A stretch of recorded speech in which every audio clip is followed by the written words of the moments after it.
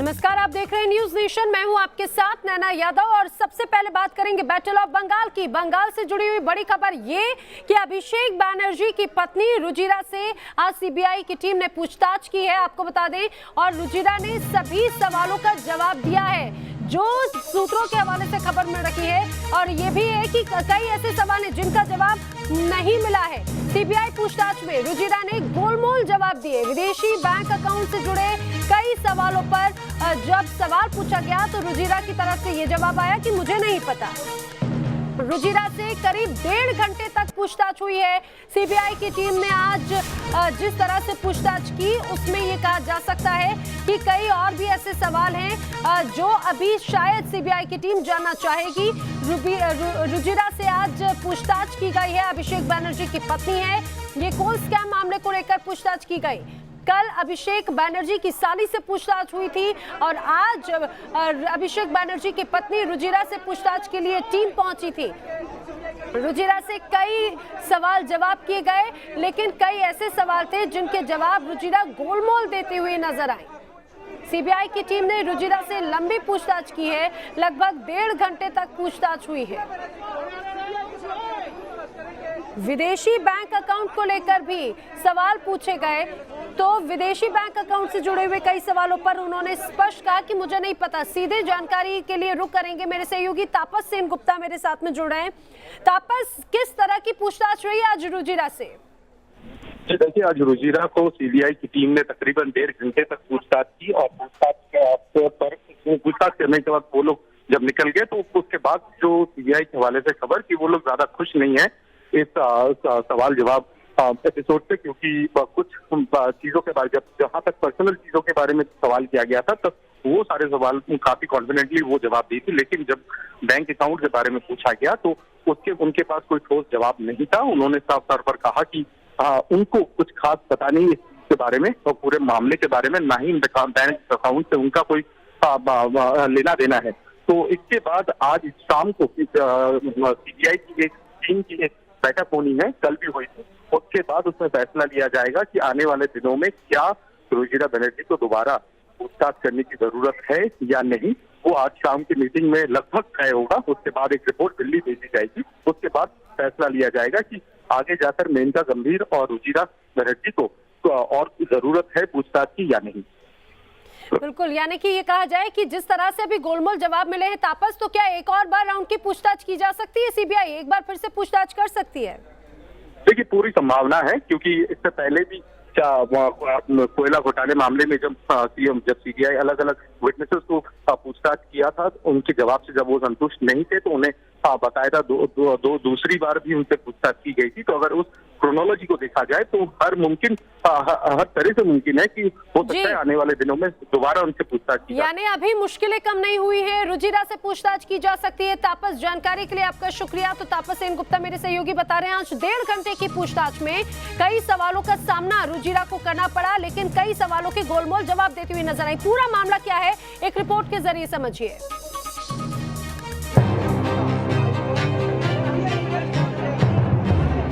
CBI के घेरे में ममता की बहू।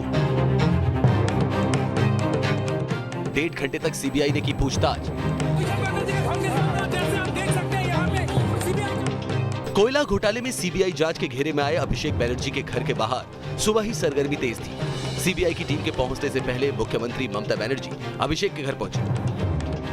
करीब 10 मिनट तक मुलाकात के बाद ममता अभिषेक के घर से निकल गई। जैसे ही ममता अभिषेक के घर से निकली, चंद मिनटों बाद सीबीआई की 12 सदस्यीय टीम की एंट्री हो गई। कालीघाट स्थित अभिषेक बैनर्जी के घर पर रुजिरा से पूछताछ शुरू हुई, जो करीब 1.5 घंटे तक चली। सीबीआई की टीम अभी अभिषेक बनर्जी के घर से बाहर निकली और वो यहाँ से रवाना हो रहे हैं। तकरीबन वो 1.5 घंटा शांति निकेतन बिल्डिंग के अंदर रहे और रुजिरा बनर्जी से भी पूछताछ की गई। उनकी बयान भी रिकॉर्ड किया गया। अब देखना होगा, क्योंकि बयान रिकॉर्ड करने के बाद उसे एनालाइज किया जाएगा आज सीबीआई दफ्तर में और उसके बाद ये डिसीजन लिया जाएगा कि आने वाले दिनों में रुजिरा बनर्जी को दोबारा बुलाने की कोई पहल की जाएगी या नहीं। लेकिन ये काफ़ी कम समय वे अंदर थे, क्योंकि हमने मेनका गंभीर के वक्त पे हमने देखा था कि तकरीबन 3 घंटे से ज़्यादा वक्त तक उनसे पूछताछ की गई थी, लेकिन यहाँ 1.5 घंटे बाद ही सीबीआई इनके घर से निकलकर रवाना दे चुकी है। और सूत्रों के हवाले से खबर है कि पूरे जो कार्यक्रम है इसे वीडियोग्राफी किया गया था और साथ में ही इनका बयान भी रिकॉर्ड किया गया। अब इसे जाकर एनालाइज किया जाएगा और देखा जाएगा कि कहीं इस वेरिफिकेशन में कहीं इनका जो बयान है उसके साथ इनका जो सीबीआई का जो तहकीकात रहा है उससे मेल खाता है या नहीं, और उसके ऊपर ही डिपेंड करेगा कि आने वाले दिनों में रुचिरा बनर्जी को दोबारा पूछताछ किया जाएगा या नहीं। दरअसल सीबीआई सवालों की पूरी लिस्ट के साथ अभिषेक के घर पहुंची थी। सूत्रों के मुताबिक रुचिरा से कई अहम सवाल पूछे गए।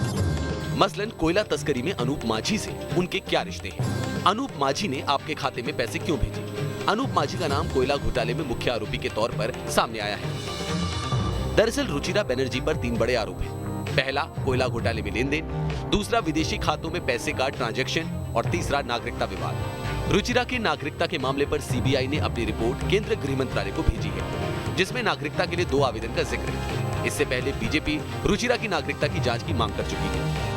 मुझे तो लगता है कि मैं खुद एक लेटर डालूंगा कि इसका भी इंक्वायरी होना चाहिए, क्योंकि डुअल सिटीजन का सिस्टम तो यहाँ पे अलाउड नहीं होता है। तो मतलब किसी का मतलब एक तरीके से जो डॉक्यूमेंट्स ट्वीट में शो किया गया, तो इसमें कुछ ना कुछ गड़बड़ तो है। तो हम इसके मतलब इसी डायरेक्शन में एक चिट्ठी करेंगे, ताकि हम जानना चाहते हैं बेसिकली वो सिटीजनशिप उनका अगर है तो कौन सा देश का है। जाहिर है चुनाव से पहले अब बंगाल में घमासान खुलकर हो चुका है। टीएमसी का सिंडिकेट अब बीजेपी के निशाने पर है और ममता भी पूरी तरह पलटवार के मूड में है। तापस सेनगुप्ता के साथ टीम न्यूज़ नेशन। अब देखने वाली बात है कि अभिषेक बनर्जी की मुश्किलें आखिर किस तरह से आगे देखने को मिलेंगी। अब देखिए बंगाल चुनाव पर हमारी खास पेशकश बंगाल बोले सीधे उत्तरी दिनाजपुर से।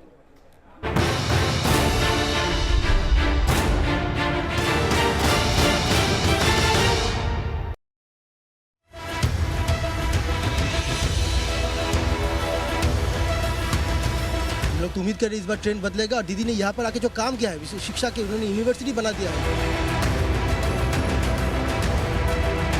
ममता बनर्जी से खुश कैसे होंगे? ममता बनर्जी हर जगह पे पैसा घुसा दिया है ना। तो मतलब आप चाहते हैं कि राज्य की सत्ता में परिवर्तन हो जाए? और ना होता। आपको कौन अच्छा लगता है, मोदी अच्छे लगते हैं, ममता जी अच्छी लगती है? मोदी।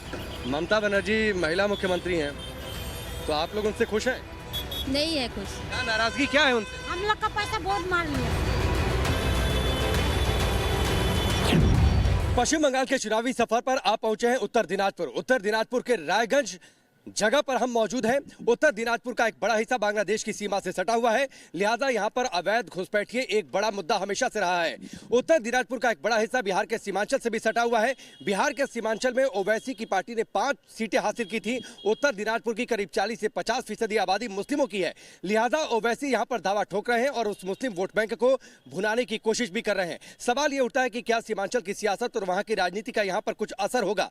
दरअसल ममता बनर्जी की चिंता बीजेपी के साथ साथ ओवैसी भी है। यहाँ पर विधानसभा की कुल 9 सीटें हैं, 4 पर टीएमसी ने जीत हासिल की थी, 1 पर भी बीजेपी का कब्जा नहीं है। लेकिन 2019 में यहाँ पर राजनीतिक फिजा पूरी तरीके से बदल गई, जब देबाश्री यहाँ से जीतकर संसद पहुंची और अब मोदी कैबिनेट का हिस्सा है, मोदी कैबिनेट का चेहरा है। और पश्चिम बंगाल की चुनावी रैलियों में लगातार आप देबाश्री को ममता बनर्जी पर जमकर हमला बोलते हुए सुन भी सकते हैं। सवाल ये उठता है, क्या इस बार के विधानसभा चुनाव में 9 विधानसभा सीटों पे से कितने पर बीजेपी जीत हासिल कर पाएगी, नहीं कर पाएगी? क्योंकि यहाँ के कई नेताओं ने हाल फिलहाल में बीजेपी का दामन भी थाम लिया है। देबाश्री की जीत से यहाँ पर समीकरण बदले भी हैं और इस बदले हुए समीकरण का क्या यहाँ के वोटर्स के मिजाज पर कोई असर पड़ेगा?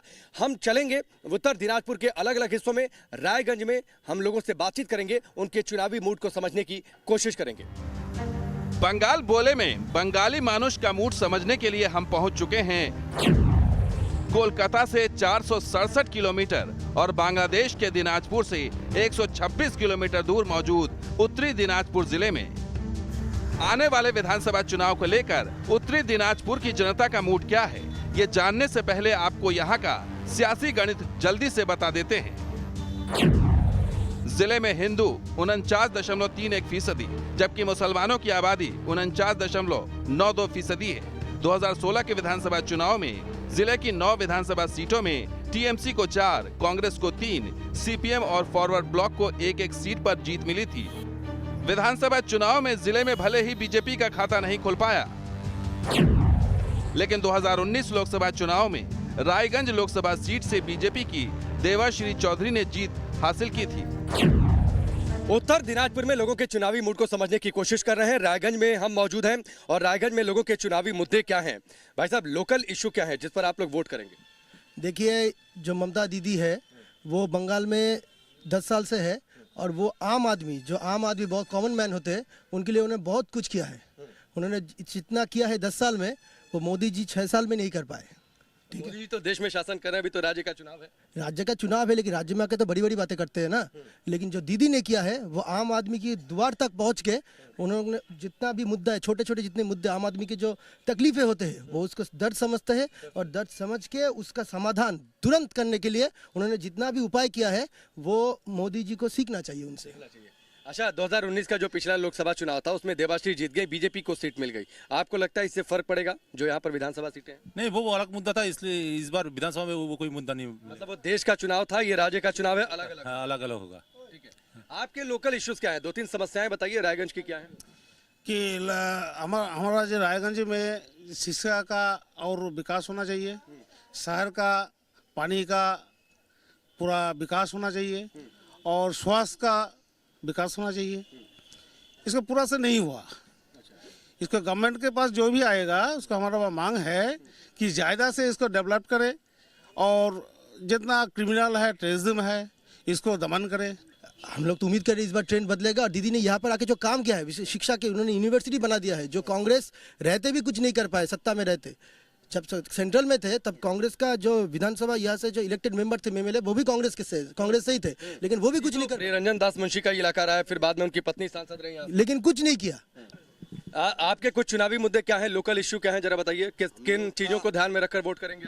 हम लोग युवा आदमी हैं, चाकरी वाकरी के लिए जाते हैं, अप्लाई करते हैं, लेकिन एक तो ग्रुप डी का भी काम करने के लिए पश्चिम बंगाल में 10 लाख 20 लाख देना पड़ता है। ये सब अगर ना हो, ऐसा सरकार आए कि ये घूस दे के। तो ममता बनर्जी से आप खुश है कि नाराज है? ममता बनर्जी से खुश कैसे होंगे? ममता बनर्जी हर जगह पे पैसा घुसा दिया है ना, पैसा घुसा दिया। मतलब घूस एक समस्या है, घूसखोरी है बहुत। नौकरी का समस्या बहुत समस्या है यहाँ पे। नौकरी काम करता है, पैसा लेके काम होता है। एक नौकरी देने से 12 लाख 14 लाख रुपया लेकर है तब उसको काम देता है, फिर उसको बाद में दूसरा को देता है, फिर दूसरा फिर 12 लाख 14 लाख रुपया लेके फिर उसको देता है। मतलब बिना पैसा दिए बिना पैसा दिए काम नहीं होता। और यहाँ पे जो ममता बनर्जी का अमल में जो बिल्डिंग हुआ है वो सिर्फ बिल्डिंग ही रह गया है, उसके अंदर काम किया है, काम से ज्यादा दुर्नीति ज्यादा हुआ है। अच्छा, वो बिल्डिंग जो हुआ है, हॉस्पिटल बोलिए। तो परिवर्तन होगा? परिवर्तन तो हम लोग चाहते हैं, परिवर्तन होना चाहिए। परिवर्तन होना चाहिए। और 5 बच्चर सीपीएम था, 5 बच्चर 34 बच्चर सीपीएम था, 10 बच्चर तृणमूल था, 5 बच्चर बीजेपी के देखना चाहिए। तो मतलब आप चाहते हैं कि राज्य की सत्ता में परिवर्तन हो जाए? परिवर्तन होना चाहिए। हमको जोगाजोग व्यवस्था पहले बेहतर चाहिए और यहाँ से सिलीगुड़ी हमको जाने के सारा दिन लगता है। यहाँ पर रोड खराब है, जाम है, इसलिए इसको कोई नहीं ध्यान दिया है अभी तक। तो आपको लगता है कि जो परिवर्तन की बातचीत हो रही है, परिवर्तन होगा? थोड़ा तो संभावना है परिवर्तन का, संभावना दिख रही है। तो ये रेलवे स्टेशन के बाहर हमने जो लोगों से बातचीत की है, भाई साहब आप बता दीजिए कि आपके 2-4 मुद्दे। क्या बता बोलिए। अरे आप वोट देते हैं ना? हाँ, वोट देते हैं। तो आपके इशू क्या है, किस बात को ध्यान में रखकर वोट करेंगे? भारत हमारा अच्छा रहे इसलिए वोट करेंगे, भारत को जो अच्छा रख सकता है। उत्तरी दिनाजपुर के रायगंज के मेन मार्केट में लोगों से बातचीत में हमें ये तो पता चल गया कि यहाँ के लोगों में ममता सरकार को लेकर भरोसा है, तो कुछ लोग काम धंधे को लेकर परेशान हैं। उत्तरी दिनाजपुर के मुद्दों की बात करें तो यहाँ ग्वालपुर, हेमाताबाद और चकुलिया 3 विधानसभा क्षेत्र में एक भी डिग्री कॉलेज नहीं है। वहीं कलियागंज में एक भी अस्पताल नहीं है। यहाँ की महिलाएं ही एक महिला मुख्यमंत्री से नाराज है। प्रतीकों को लेकर सियासत वैसे देश भर में होती है। पश्चिम बंगाल में चुनाव है, लिहाजा प्रतीकों को लेकर सियासत इस समय ज्यादा हो रही है। जैसे आप रायगंज रेलवे स्टेशन से बाहर निकलेंगे, रविंद्रनाथ टैगोर की प्रतिमा है। आप रायगंज शहर में घूमेंगे तो नेताजी सुभाष चंद्र बोस की प्रतिमा भी कई जगहों पर मिलेगी। इसके साथ ही पूर्व प्रधानमंत्री इंदिरा गांधी की भी प्रतिमा आपको शहर के अंदर देखने को मिल जाएगी। प्रियरंजन दास मुंशी जो कांग्रेस के पहले बड़े नेता रहे हैं, केंद्रीय मंत्री भी थे, उनका ये पहले इलाका रहा, बाद में उनकी पत्नी यहाँ से सांसद बनी। सीपीएम के मोहम्मद सलीम भी यहाँ से जीतकर संसद पहुंचे, लेकिन 2019 में दरअसल फिजा बदल गई, तस्वीर बदल गई और यहाँ पर बीजेपी ने लोकसभा चुनाव में जीत हासिल कर ली। सवाल ये उठता है कि इस बार के विधानसभा चुनावों में क्या परिवर्तन होगा। ये रायगंज की मुख्य मार्केट है, जैसे आप रेलवे स्टेशन से बाहर निकलेंगे मुख्य चौक बाजार है और आप देखिए जहाँ तक आपकी नज़र जाएगी अभी दोपहर का वक्त है और लोग अच्छी खासी संख्या में सड़कों पर निकले हैं। व्यस्त मार्केट है, व्यस्त ये इलाका है रेलवे स्टेशन से बाहर का, लेकिन सवाल ये उठता है कि आखिरकार लोगों के चुनावी मुद्दे क्या हैं, लोगों का चुनावी मूड क्या है। भाई साहब आप यहीं के हैं? नहीं, हम बाहर से आए। कहाँ बाहर से? गंगारामपुर, बालूघाट से। बालूघाट से। तो परिवर्तन होगा राज्य में, क्या आपको क्या लगता है? हालचाल तो यही बता रहा है कि परिवर्तन होगा। परिवर्तन होगा। आप बताइए, ममता बनर्जी महिला मुख्यमंत्री हैं, तो आप लोग उनसे खुश हैं? नहीं है खुश। खुश नहीं है? क्या समस्या हो गई? समस्या बहुत है। एक दो गिनवाइए। हाँ? एक दो समस्या। ठीक मत कोनो जिनिस नहीं मिलता है। हम लोग के पैखाना का रुपया जमा दिया वही नहीं मिलता है, तो कौन सी से वोट देंगे? अच्छा, जो शौचालय का पैसा होता है वो नहीं मिला? तो नहीं मिला। नहीं मिला। आप सोचिए, ये स्थिति है, सड़क किनारे दुकान। आप बताइए, आप ममता बनर्जी से खुश हैं? नहीं है। क्या नाराजगी क्या है उनसे? हम लोग का पैसा बहुत मार लिया। पैसा मार लिया? कौन कौन सा पैसा मार लिया? हम मंगलम का जमा किए थे 40,000 रुपया, वो मार लिया।